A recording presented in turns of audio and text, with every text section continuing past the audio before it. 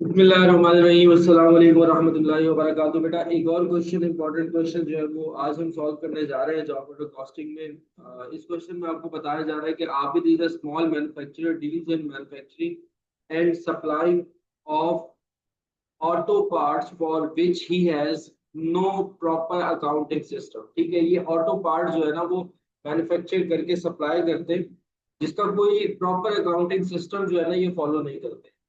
Abid has now decided to keep update records of all transactions from January 2017 onward। अब वो चाह रहे हैं कि मैं अपनी transactions को properly record करूं, maintain करूं।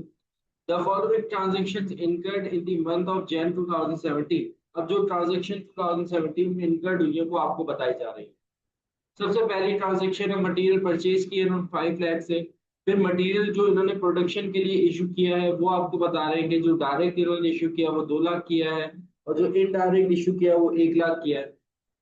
ग्रॉस पे रोल के हवाले से आपको बता रहे हैं कि for the month was 20 lakh, 2 million की आपकी ग्रॉस पेरोल है, यानी कि टोटल जो आपकी लेबर है वो 2 मिलियन की है। द डिस्ट्रीब्यूशन ऑफ पेरोल ये है कि वॉज 50% डायरेक्ट लेबर, इसमें से 50% आपकी डायरेक्ट लेबर है, 20% जो है वो इनडायरेक्ट लेबर है, 20% जो है वो एडमिनिस्ट्रेटिव स्टाफ सैलरीज है और 10% जो है वो आपकी स्टाफ सैलरी। फिर उसके बाद आगे आपको बता रहे हैं कि gross total gross payroll 2 million was paid to employ, इतनी उन्होंने पे की है, कोई डिडक्शन नहीं की है।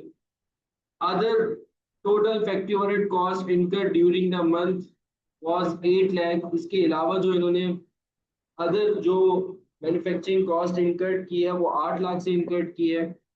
इसके अलावा आपको बता रहे हैं कि factory overhead applied to production during the month were 80% of the direct labour cost. जो इस दफा आप अप्लाई कर रहे हो जो आपका फैक्ट्री ओवरहेड है वो 80% है डायरेक्ट लेबर का। कुछ गुड्स आपने मैन्युफैक्चर्ड की हैं 15 लाख से, कुछ गुड्स आपने बेच दी हैं जिनकी कॉस्ट थी 1 मिलियन और बेची कितने की है 12 लाख। अब इन सारी ट्रांजेक्शन्स को आपने जर्नल जर्नल में क्या करना है, रिकॉर्ड करना है। बहुत ही आसान क्वेश्चन है, बहुत ही आसान क्वेश्चन है। सिर्फ जस्ट हमें इसे क्या करना है, जर्नलाइज करना है, यानी कि जर्नल जर्नल एंट्रीज हमें जो है वो इसकी बनानी है। इतना कोई मुश्किल क्वेश्चन नहीं है, बहुत आसान क्वेश्चन है। चलिए हम क्वेश्चन की तरफ आते हैं। सबसे पहले देखो ये क्या कर रहे हैं कि मटेरियल को इन्होंने क्या किया, परचेज किया। जब हम मटेरियल को परचेज करते हैं तो आप एंट्री क्या बनाते हो, आप एंट्री बनाते हो material debit, raw material debit और पेएबल आपका क्या हो जाता है, क्रेडिट।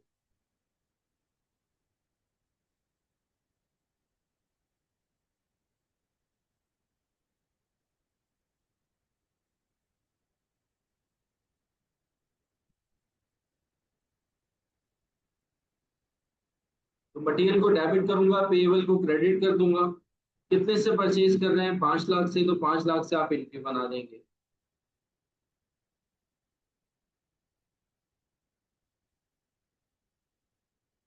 सेकंड, इन्होंने इस मटेरियल को जो इशू किया है प्रोडक्शन के लिए 2 लाख से, डायरेक्ट मटेरियल, और इनडायरेक्ट मटेरियल आपने 1 लाख से इशू किया है। इसके बारे में मैंने आपको बताया था जो डायरेक्ट मटेरियल होगा वो कहाँ चला जाएगा, आपका वर्क इन प्रोसेस में। तो वर्क इन प्रोसेस डेबिट कितने से, 2 लाख से। और जो इनडायरेक्ट होगा वो कहाँ जाएगा, आपका फैक्ट्री ओवरहेड में, फैक्ट्री ओवरहेड डेबिट 1 लाख से। और रॉ मटेरियल को आप क्या कर दोगे, क्रेडिट कर दो,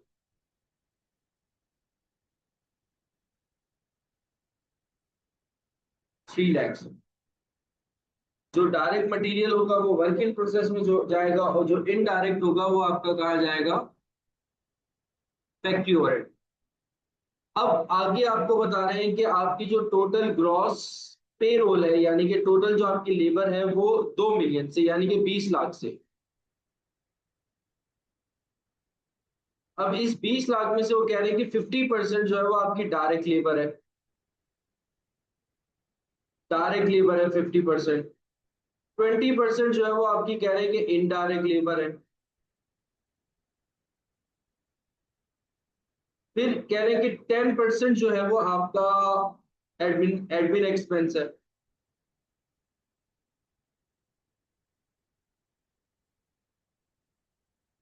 और इसके अलावा बाकी 10 नहीं, सॉरी, 20%, 20%, 20% आपका एडमिन है और 10% आपका staff.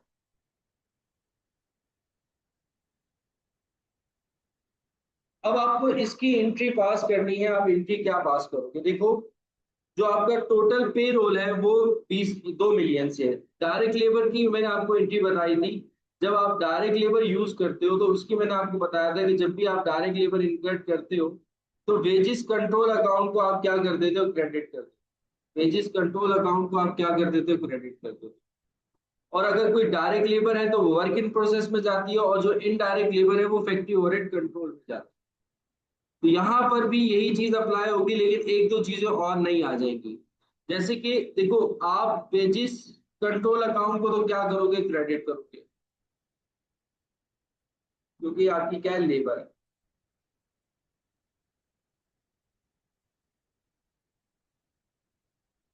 Wages control account credit हो जाएगा 2 मिलियन से, यानी कि 20 लाख से।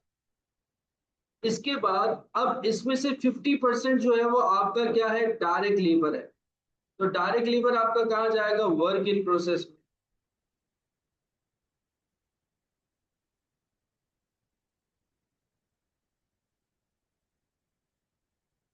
मतलब कि 10 लाख। अच्छा, फिर उसके बाद 20% जो है वो क्या है? इनडायरेक्ट लेबर है, तो वो आपका कहाँ जाएगा? फैक्ट्री ओवरहेड में, क्योंकि वो इनडायरेक्ट है। जैसे इनडायरेक्ट मटेरियल था वो फैक्ट्री ओवरहेड में किया, ऐसे इनडायरेक्ट आपकी लेबर है वो भी कहाँ जाएगी? Factory overhead. और वो कितनी है? 20% है। तो 20% अगर आप निकालते हो 20 लाख का, तो वो कितना आ जाएगा? 2 लाख आ जाएगा। नहीं, 2 लाख नहीं आएगा, 4 लाख आ जाएगा। फिर उसके बाद 10% जो है वो एडमिन है। अब ना ही ये फैक्ट्री ओवरहेड एक्सपेंस है और ना ही आपका डायरेक्ट लेबर का एक्सपेंस है, ये एक एडमिन एक्सपेंस है अदर देन फैक्ट्री एक्सपेंस है। जैसे कि स्टाफ की सैलरीज हो गई, एडमिन सैलरीज हो गई, ये अदर देन फैक्ट्री एक्सपेंसेस है। तो ये अपने नाम से रिकॉर्ड होंगे, और ये कहाँ रिपोर्ट होंगे? ऑपरेटिंग एक्सपेंसेस में रिपोर्ट होंगे। इसमें मैं एडमिन सैलरी या एडमिन सैलरी एक्सपेंस को डेबिट करूंगा।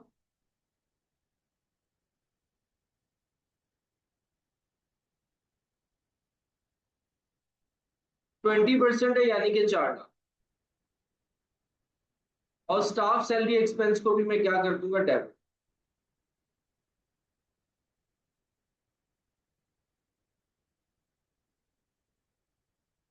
और ये कितने से आ जाएगा? ये 10% है, 20 लाख का 10% निकालेंगे, 2 लाख आ जाएगा। तो इस तरह से डिस्ट्रीब्यूशन हो। जो डायरेक्ट एक्सपेंस था वो वर्क इन प्रोसेस में किया, जो इनडायरेक्ट एक्सपेंस था वो फैक्ट्री ओवरहेड में किया, और जो वो एक्सपेंसेस जो कि आपकी फैक्ट्री से रिलेट नहीं कर रहे थे उसको मैं फिर एज अ एक्सपेंस रिकॉर्ड कर रहा हूँ। That will be report in operating expenses. ठीक है, वो इनकम स्टेटमेंट में जाएंगे और ऑपरेटिंग एक्सपेंस के हेड में जाकर के गिरेंगे, यहाँ पर रिकॉर्ड नहीं हो। तो ये हमने एंट्री पास कर। यहाँ तक बात क्लियर हो गई? यहाँ तक कोई सवाल किसी का?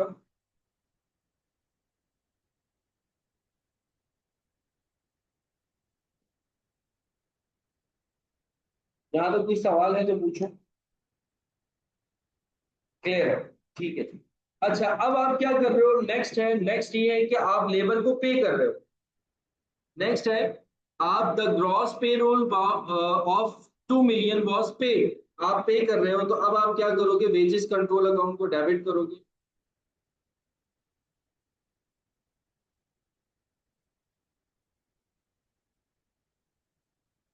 और बैंक को क्या कर दोगे? क्रेडिट कर दो। कितने से? 2 मिलियन से।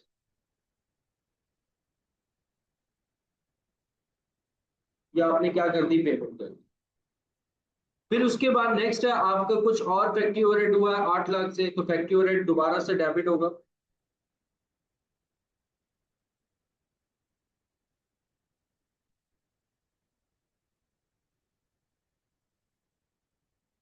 और पेएबल आपका क्या हो जाएगा? क्रेडिट हो जाएगा, क्योंकि पेमेंट की बात नहीं कर रहे, वो आपके कह रहे हैं कि आपने इतना इनकर्ड किया, इतना लगाया है, पेमेंट की बात नहीं कर रहे। तो आप क्या करोगे, पेबल को क्रेडिट कर दोगे, कितने से, 8 लाख से।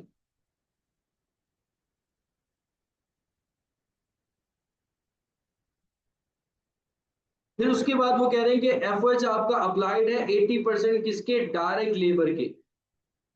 डायरेक्ट लेबर आपकी कितनी थी, डायरेक्ट लेबर आपकी 10 लाख थी। अब इस 10 लाख का 80% निकालोगे और एफओएच अप्लाइड वाली एंट्री बनाओगे, जो कि मैंने आपको बताई थी, वर्क इन प्रोसेस डेबिट, और एफओएच अप्लाइड क्या हो जाता है, क्रेडिट। मैंने कहा था एफओ जो होता है वो सिर्फ और सिर्फ अप्लाइड वाला जाता है। तो आप इसको 80% निकालोगे 10 लाख का, क्योंकि डायरेक्ट लेबर के ऊपर अप्लाई हो रहा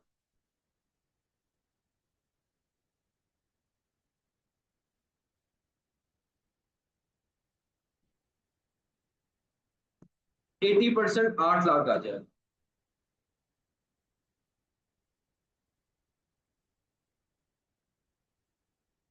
नेक्स्ट, आपके कुछ गुड्स आपने मैन्युफैक्चर किए हैं 15 लाख से, तो इसकी आप एंट्री बनाओगे, फिनिश गुड डेबिट,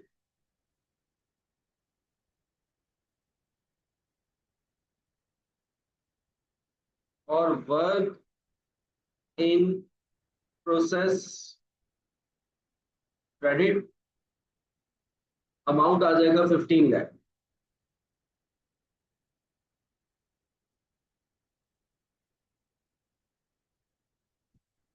और फिर आप क्या कर रहे हो, सेल कर रहे हो जिसकी कॉस्ट 1 मिलियन है और बेच कितने का रहे हो, 12 लाख। तो इसकी आप एंट्री बनाओगे, सेल कर रहे हो तो cost of good sold debit,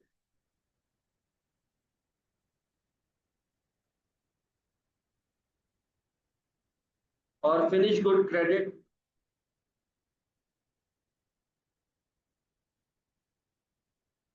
cost आपकी 10 लाख है,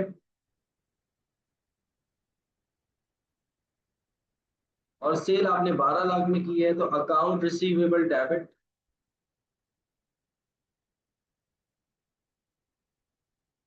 और सेल्स आपकी क्या हो जाएगी, क्रेडिट, कितने से, 12 लाख से।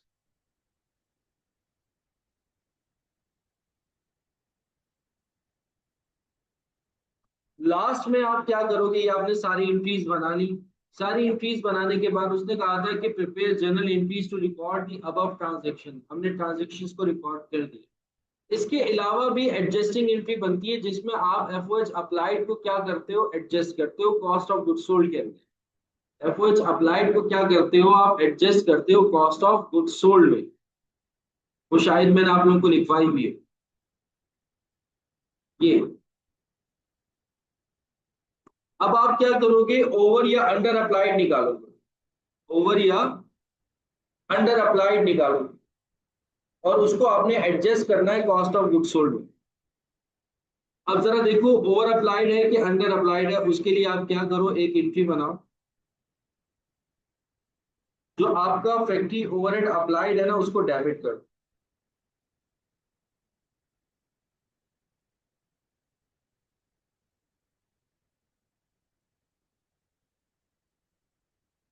और जो आपका एफओएच एक्चुअल जो कंट्रोल अकाउंट था उसको क्रेडिट करो।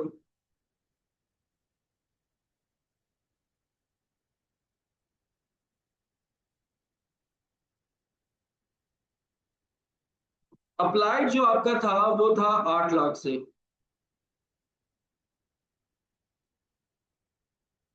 और जो कंट्रोल था वो कितना था,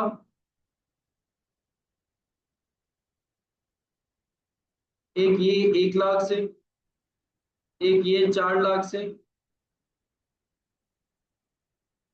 5 लाख हो गए, और एक ये 8 लाख से। तो 5 और 8 लाख टोटल मिलकर बनेगी कितने आपके पास, 13 लाख से। तो कंट्रोल अकाउंट जो है वो आपका 13 लाख से क्या हो जाएगा, क्रेडिट हो जाएगा। मतलब जितने भी आपके एफओएच डेबिट साइड में उनको क्रेडिट कर दो, जो क्रेडिट है उसको डेबिट करके आपको पता लग जाएगा कि आपने ओवर अप्लाई कर दिया या अंडर अप्लाई कर दिया। तो यहाँ पर अगर आप देखो एंट्री के अंदर जो अप्लाइड का अमाउंट है वो 8 लाख है, और जो एक्चुअल का अमाउंट है वो कितना है, 13 लाख है। इसका मतलब आपने अप्लाई कम किया है। आपने जस्ट 8 लाख अप्लाई किया है, लेकिन एक्चुअल में कितना है, 13 लाख है। तो अब आप क्या करोगे, अब आप क्या करोगे, 5 लाख से आपने यहां पर लिखा अंडर अप्लाइड, अंडर अप्लाइड निकालो। और इस अंडर अप्लाइड को कॉस्ट ऑफ गुड्स सोल्ड के अंदर क्या कर दोगे, क्लोज।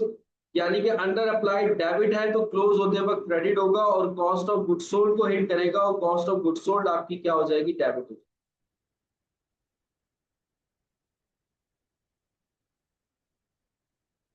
और अंडर अप्लाइड क्या हो जाएगा, क्रेडिट हो जाएगा।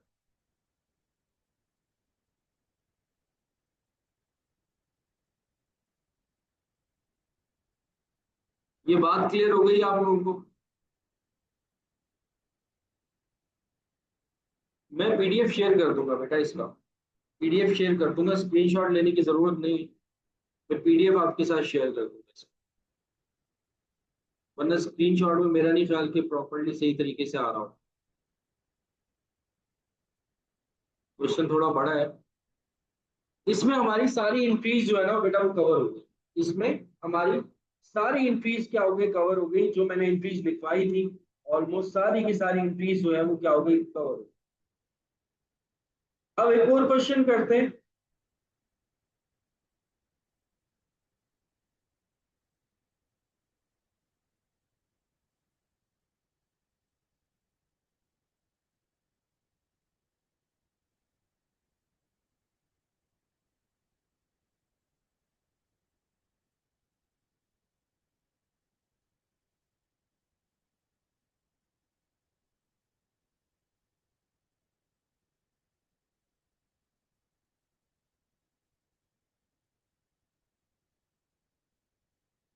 तो और हमारी कुछ एंट्रीज कवर हो जाएगी।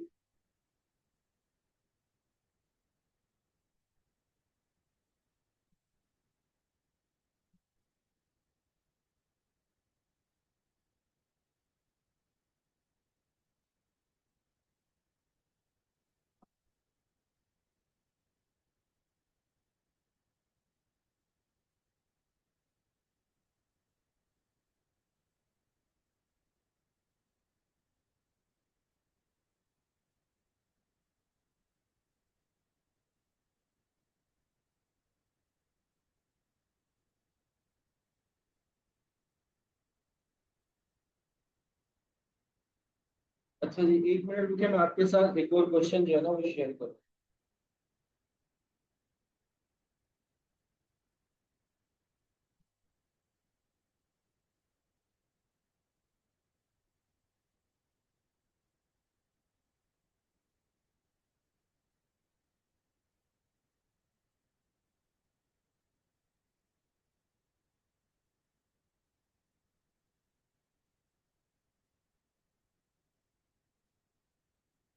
ये भी एक पास पेपर का ही क्वेश्चन है।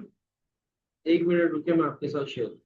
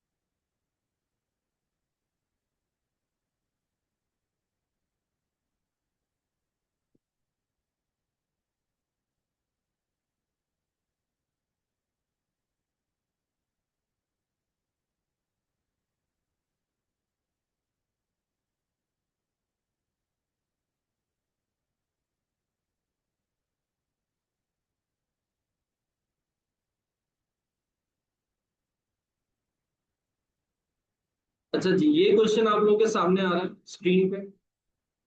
अब इस क्वेश्चन को थोड़ा सा देख लेते हैं। हर तरह के एंगल के क्वेश्चन हम सॉल्व कर लेंगे, पास पेपर हमारे क्लियर हो जाएंगे। ये भी एक पास पेपर का ही क्वेश्चन है जो कि मैं सॉल्व करवा रहा हूँ, इसको भी बेटा फोकस करके देखिएगा।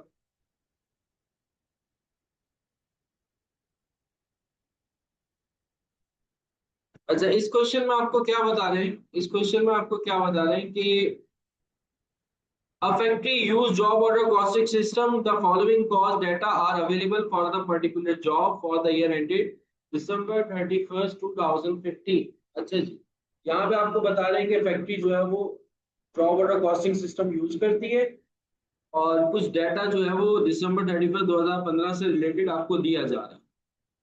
यूनिट प्रोड्यूस 2015 जो है वो 50,000 यूनिट्स है। वो कह रहे हैं कि इन्होंने 2015 के अंदर जो है वो 50,000 यूनिट्स जो है वो प्रोड्यूस किए, जिसमें वो आपको कह रहे हैं कि इनकी जो डायरेक्ट लेबर कॉस्ट है और डायरेक्ट मटेरियल जो है वो 9 लाख है और 7,50,000 है। इट मींस कि इनकी जो टोटल कॉस्ट है वो है 16,50,000।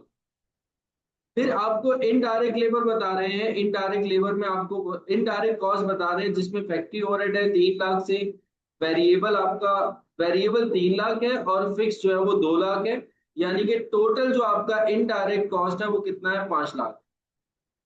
सेलिंग एंड डिस्ट्रीब्यूशन ओवरहेड में वेरिएबल 2,50,000 है और फिक्स है 1 लाख। टोटल आपका कितना है, 3,50,000। और एडमिनिस्ट्रेटिव ओवरहेड में वेरिएबल आपका 1,50,000 है और फिक्स जो आपका ओवरहेड है 4,50,000 है। टोटल कितना है, 6 लाख। तो टोटल जो आपका इनडायरेक्ट एक्सपेंस आई थिंक हो गया 5 और 3 और 6, ये कितना हो जाएगा, तकरीबन तकरीबन 14,50,000। 14,50,000 से आपका इनडायरेक्ट कॉस्ट आ गई। ये सारी की सारी आपको नीचे इन्होंने इनडायरेक्ट कॉस्ट दी, ऊपर डायरेक्ट कॉस्ट दे दी थी और नीचे इनडायरेक्ट। फिर आपको प्रॉफिट बता रहे हैं, आपको कितना प्रॉफिट हो रहा है, 6 लाख का आपको क्या हो रहा है, प्रॉफिट हो रहा है इस साल। फिर उसके बाद क्या है, in the year 2016 the production and sales are expected to increase 20%। अब आप ये सोच रहे हैं कि आपकी जो प्रोडक्शन है और जो आपकी सेल है वो 20% से क्या होगी, इंक्रीज होगी। 20% से क्या होगी, आपकी सेल और प्रोडक्शन इंक्रीज हो जाएगी, which is within relevant range for the purpose of fixed cost item. There will be no beginning and ending inventory of any kind. Sale price per unit will have to be decreased by 5%। अच्छा, sale price आपकी 5% से क्या होगी, decrease होगी, to achieve the higher sale in the year 2016। अब दो बातें इन्होंने कही है। पहले इन्होंने 2015 का आपको डाटा दे दिया है, 2015 का आपको डाटा देने के बाद इन्होंने आपको मटेरियल कॉस्ट बता दी, लेबर कॉस्ट बता दी, सारी चीजें बता दी, इनडायरेक्ट कॉस्ट भी बता दी। फिर उसके बाद कह रहे हैं 2016 के अंदर वो ये कह रहे हैं कि अब इनकी जो प्रोडक्शन है और जो सेल है वो एक्सपेक्ट की जा रही है कि 20% से इंक्रीज होगी। और वो इंक्रीज क्यों होगी, क्योंकि अपनी सेल प्राइस को 5% से क्या कर रहे हैं, रिड्यूस कर रहे हैं, 5% से क्या कर रहे हैं, कम कर। ये पूरा क्वेश्चन रिक्वायर्ड में कह रहे हैं कि calculate sales price per unit for the year 2015। 2015 की सेल प्राइस बताओ। फिर कह रहे हैं calculate and present total projected cost per unit for the year 2016। फिर वो कह रहे हैं कि 2016 की आप यूनिट कॉस्ट बताओ कि 2016 की आपकी यूनिट कॉस्ट क्या होगी। फिर कह रहे हैं द प्रेजेंटेशन में be made in above mention format. इसी फॉर्मेट में आपने प्रेजेंटेशन देनी है जैसे आपने पहले दी है। क्वेश्चन क्लियर हुआ थोड़ा सा आप लोगों को?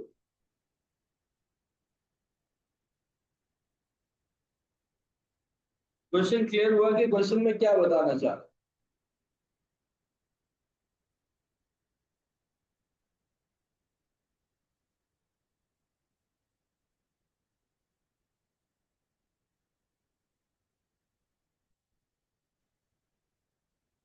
अच्छा, सबसे पहली रिक्वायर्ड वो कह रहे हैं कि सेल्स निकालो कि आपकी सेल्स पर यूनिट क्या थी। सेल्स क्योंकि पूरे क्वेश्चन में उन्होंने नहीं बताया। ठीक है सर, सेल्स पहले निकाल लेते। ये पैटर्न इस तरीके से आपको दिया हुआ है, ये पैटर्न इन्होंने जो आपको दिया है वो इस तरीके से दिया है। पूरा पैटर्न में as it is copy paste कर देता हूँ। डायरेक्ट कॉस्ट और इनडायरेक्ट कॉस्ट में इन्होंने पैटर्न को क्या कर दिया, डिवाइड कर दिया। एक आपकी है डायरेक्ट कॉस्ट,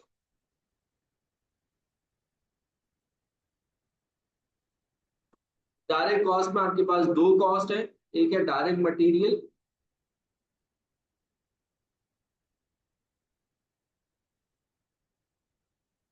और एक है डायरेक्ट लेबर।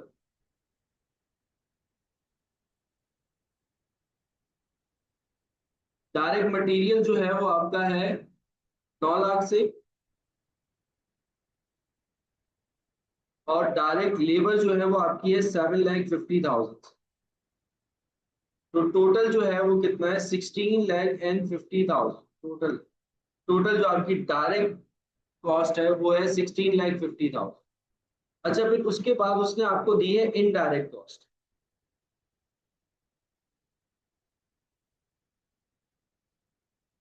इनडायरेक्ट कॉस्ट को उसने क्या किया है, थ्री कैटेगरीज के अंदर डिफाइन किया है: factory overhead, selling and distribution overhead और एडमिनिस्ट्रेशन ओवरहेड। इस तरीके से फैक्ट्री ओवरहेड पहला उसने कहा है कि इनडायरेक्ट कॉस्ट में आपके पास फैक्ट्री ओवरहेड है।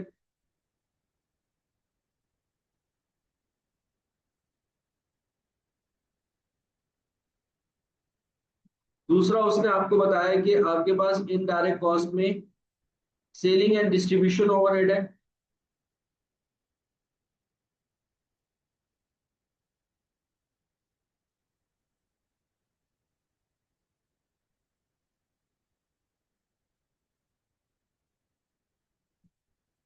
और तीसरा जो है वो आपका एडमिनिस्ट्रेशन ओवरहेड।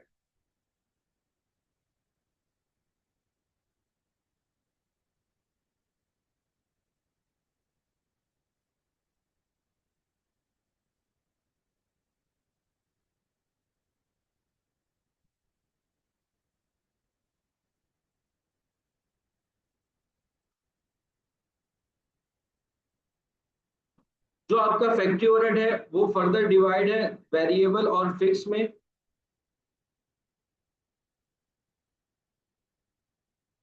वेरिएबल है आपकी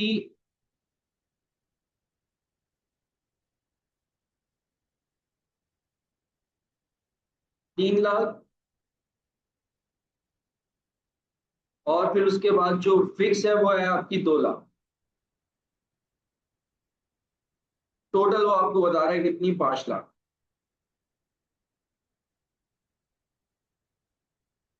फिर उसके बाद जो सेलिंग एंड डिस्ट्रीब्यूशन है वो उसमें वेरिएबल है आपका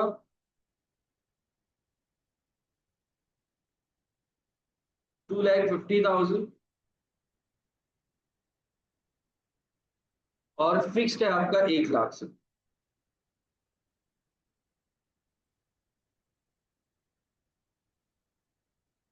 तो टोटल जो है वो कितना है, 3,50,000। ये आपका selling and distribution. Administration overhead के अंदर वो आपको वेरिएबल बता रहे हैं 1,50,000,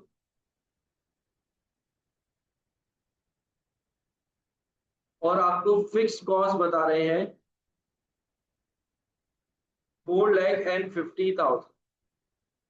तो ये जो टोटल है वो आपको बताया जा रहा है 6 लाख।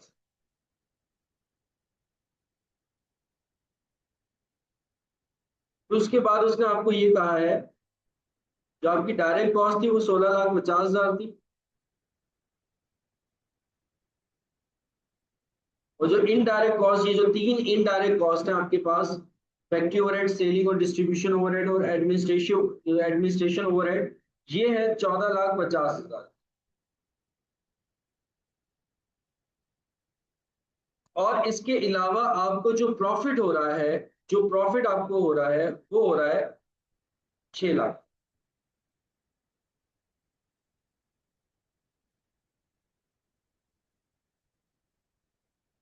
देखो, एक प्रोडक्ट अगर मैं सेल कर रहा हूं, उसमें से मेरी ये कॉस्ट भी निकल रही है और मुझे 6 लाख का प्रॉफिट भी हो रहा है। इट मीन्स के इट मीन्स के मैं कितने का सेल कर रहा हूँ, मैं कितने का सेल कर रहा हूँ। सर सिंपल सी बात है, आप सबको ऐड कर लो, आप सबको ऐड कर लो, आपको सेल्स रेवेन्यू के बारे में पता लग जाएगा कि टोटल सेल्स आपकी कितनी है।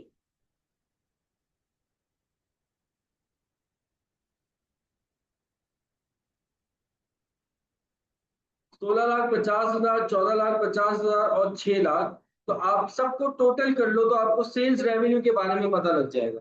टोटल करके मुझे बताओ सेल्स रेवेन्यू कितना आ रहा है।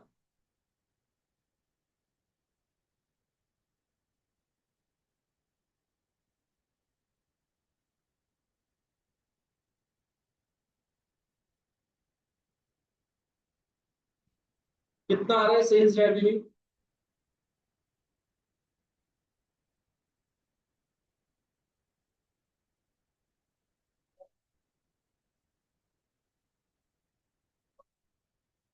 टोटल कीजिएगा।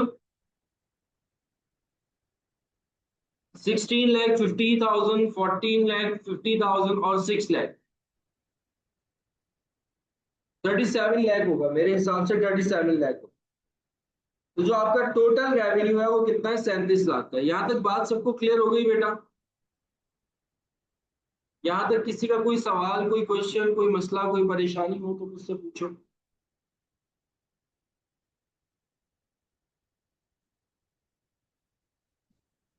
ये आपका टोटल क्या है? Sales revenue. अब आप ये जो रेवेन्यू अर्न कर रहे हो, कितने यूनिट्स बेचकर अर्न कर रहे हो? सर हम 50,000 यूनिट्स जो है वो सेल करके, 50,000 यूनिट्स जो है वो प्रोड्यूस किए और हमने सेल किए। तो 50,000 यूनिट्स हम क्या कर रहे हैं? प्रोड्यूस करके 37 लाख का रेवेन्यू जनरेट कर रहे हैं। अगर हम sir per unit sales price देखें,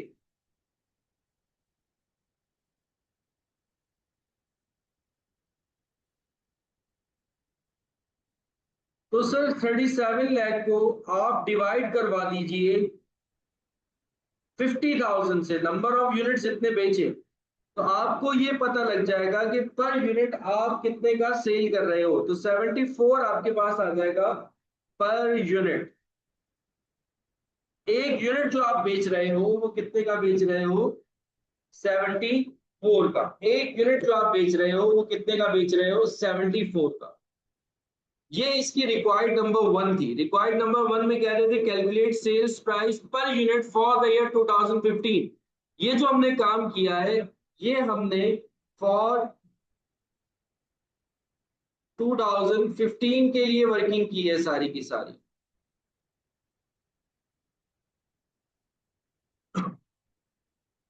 आगे वो आपसे कह रहे हैं कि अब बताओ कि आपकी टोटल कॉस्ट और पर यूनिट कॉस्ट क्या होगी 2016 के अंदर। आपकी टोटल कॉस्ट और पर यूनिट कॉस्ट क्या होगी 2016 के अंदर। तो अब आ जाते हैं 2016 में। अब यही काम मैं क्या करूंगा 2016 के अंदर करूंगा। ये सारा काम मैंने 2015 के लिए किया था।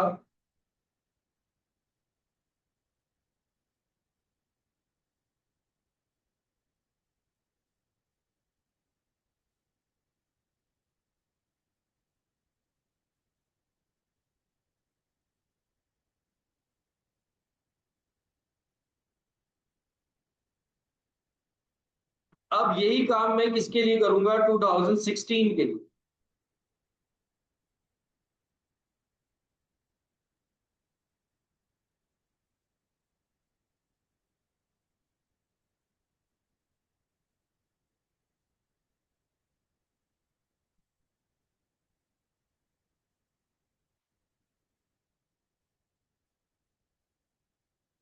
अब जरा देखो फॉर 2016 हो क्या रहा था। 2016 के अंदर आपने 20% से अपनी प्रोडक्शन को बढ़ाया है। 20% से आपने अपनी प्रोडक्शन को बढ़ाया है।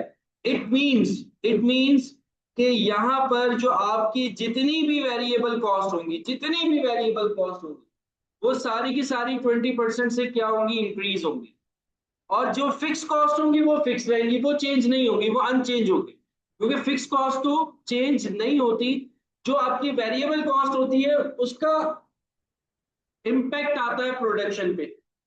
अब आप अपनी प्रोडक्शन को 20% से बढ़ा रहे हो, तो इसका मतलब ये हुआ कि सर हमारी वेरिएबल कॉस्ट जो है वो 20% से इंक्रीज हो जाएगी।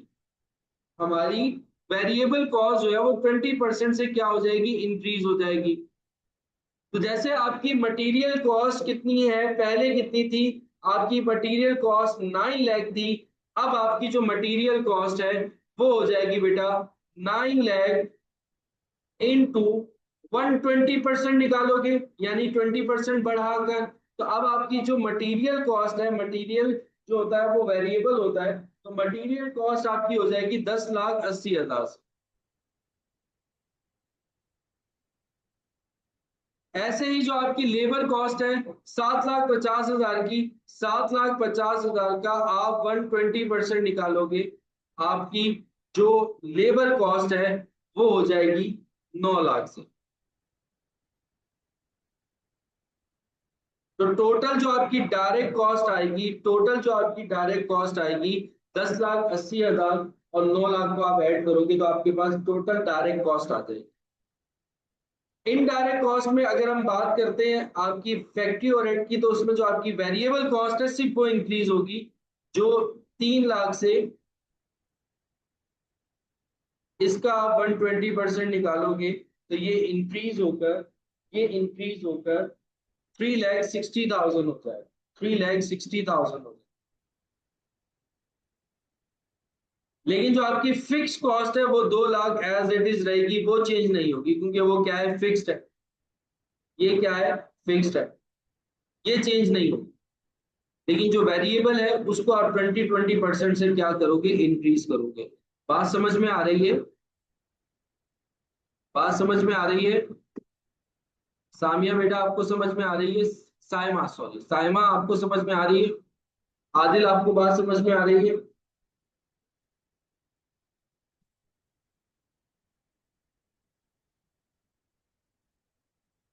नेक्स्ट आपके पास सेलिंग एंड डिस्ट्रीब्यूशन, जो आपका वेरिएबल है 2,50,000, इसको भी 120% से आप क्या करोगे, इंक्रीज करोगे।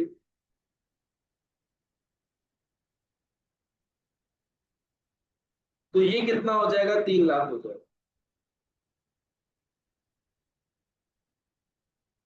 और जो आपका फिक्स्ड है वो तो फिक्स रहेगा, 1 लाख एज इट इज आएगा, वो चेंज नहीं हो। ठीक है, एरो भी बना देता हूं ताकि आप लोगों को मसला ना हो।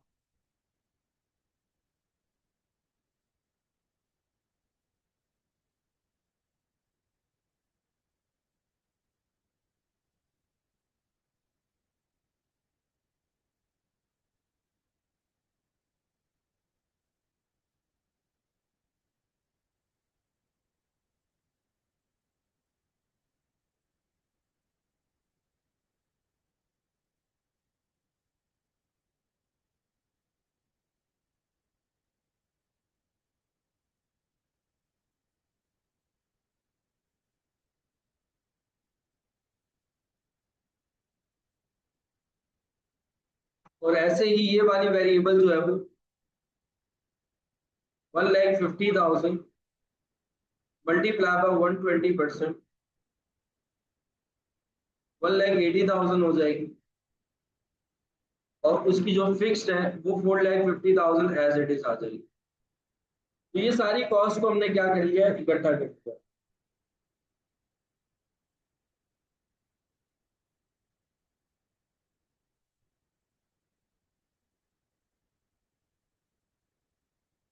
अब इसका टोटल कर लो।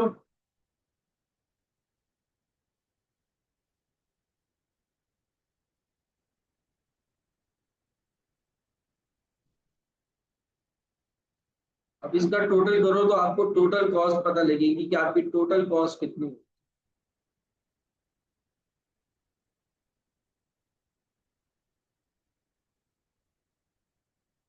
टोटल कॉस्ट आपकी कितनी हो गई, टोटल कॉस्ट अगर सबका मैं टोटल करता हूँ तो मेरे हिसाब से हो जाएगी टोटल कॉस्ट 35,70,000। ये टोटल कॉस्ट हो जाएगी सबको अगर मैं प्लस करता हूँ। अच्छा, सेकंड में वो आपको कह रहे थे कि टोटल कॉस्ट निकालो और कॉस्ट पर यूनिट भी निकालो 2016 के लिए। पर यूनिट कॉस्ट निकालने के लिए जैसे देखो, टोटल रेवेन्यू निकाल लिया था, उसको नंबर ऑफ यूनिट्स जितने प्रोड्यूस किए थे उससे डिवाइड करवा दिया था। ऐसे ही टोटल कॉस्ट निकाल लिए, अब जितने नंबर ऑफ यूनिट्स आपने प्रोड्यूस किए 2016 के अंदर उससे डिवाइड करवा दो। 2016 के अंदर आपने कितने यूनिट्स प्रोड्यूस किए?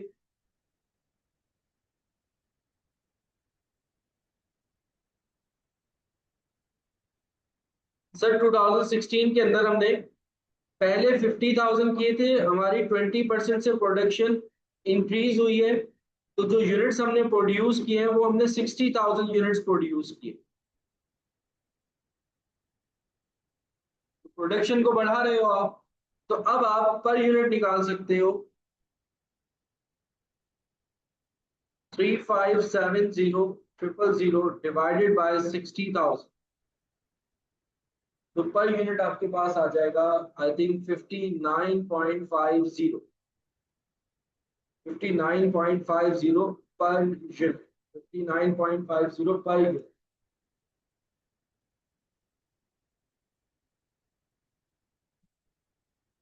एक आसान सा क्वेश्चन था ये वाला जो आज हमने किया है। तो अब मेरे ख्याल में जॉब ऑर्डर कॉस्टिंग में अब कुछ बचा नहीं है, जिससे रिलेटेड जॉब्स वाली कॉस्ट भी हम लोगों ने कर ली।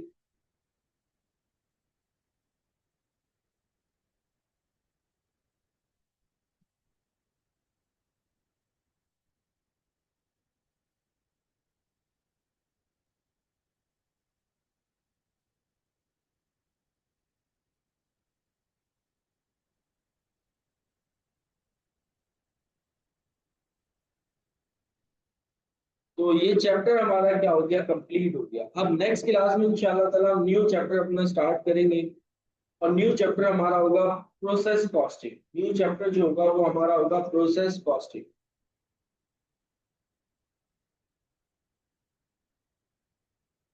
ये 10 साल वाले भी क्वेश्चन कवर हुए होंगे इसके अंदर, पास पेपर से किए ना, वो भी पास पेपर्स के ही क्वेश्चन है। तो 10 साल वाले क्वेश्चन भी आप फाइल मैच करके देखिएगा। बल्कि 10 साल वाले क्वेश्चंस कुछ शायद ना हो इसके अंदर, कुछ अलग भी क्वेश्चंस थे जो मैंने करवाए।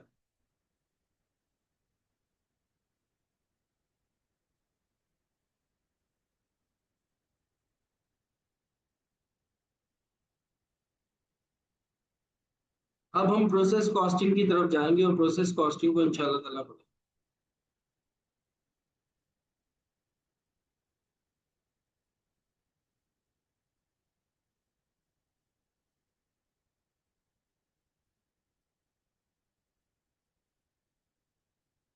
सारे क्वेश्चंस अल्हम्दुलिल्लाह, अल्लाह का शुक्र, हमने जॉब ऑर्डर कॉस्टिंग की कंप्लीट कर ली।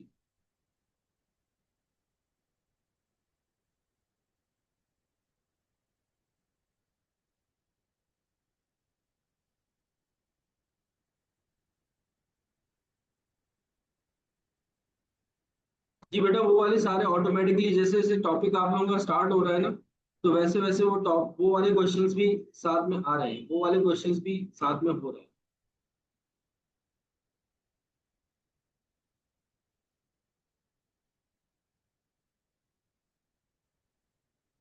ये क्वेश्चन नया था, ये उस फाइल में नहीं होगा जो अभी मैंने करवाया।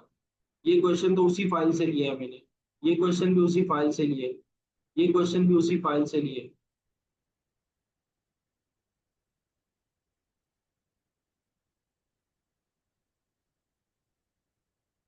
ठीक है बेटा।